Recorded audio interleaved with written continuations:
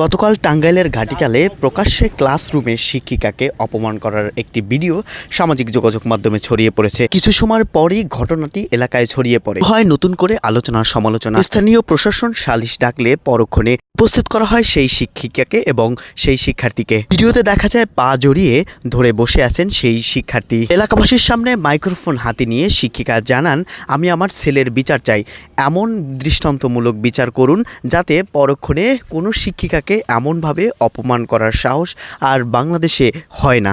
স্থানীয় সূত্রে ঘটনাটির বিষয়ে জানা যায়, দীর্ঘদিন যাবৎ শিক্ষার্থী ক্লাসের পড়া সম্পূর্ণ করতে পারছিল না। পরক্ষণে শিক্ষিকা সে বিষয়ে তাকে জোরালোভাবে পড়া মুখস্থ করার জন্য বলা হলে এক পর্যায়ে বাকবিতণ্ডায় জড়িয়ে পড়ে। পরক্ষণে শিক্ষককে ক্লাসেই অপমান করার ঘটনাটি ঘটে। স্থানীয়রা জানান, তারা এই শিক্ষিকাকে সম্মান করতে চান। শিক্ষিকাকে এমন অপমান করার তারা দৃষ্টান্তমূলক শাস্তি দিবেন বলেও আশ্বাস করেছেন এই শিক্ষিকাকে।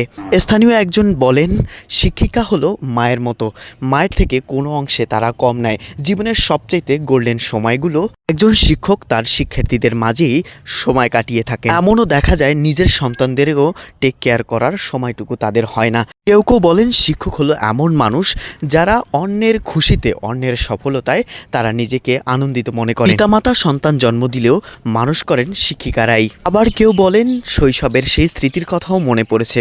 শিক্ষকের আদর, শিক্ষকের ভালোবাসা আর শিক্ষকের স্নেহতেই আজ হয়তো এই অবস্থানে আসতে পেরেছি। শিক্ষকদের সাথে কত রকমের ভুল হয়ে গিয়েছিল। আজ শিক্ষকদেরকে পেলে দু পা জড়িয়ে ধরে কান্না করে ক্ষমা চাইতে ইচ্ছে করে, কিন্তু তাদের ভিতরে অনেকেই পৃথিবী ছেড়েও চলে গেছেন। শিক্ষক হলো মাথার তাজ সমতুল্য, তাদের তুলনা কারোর সাথেই হয় না। তবে ভিডিওটি সামাজিক যোগাযোগ মাধ্যমে ছড়িয়ে পড়লে শুরু হয় নতুন করে আলোচনা সমালোচনা।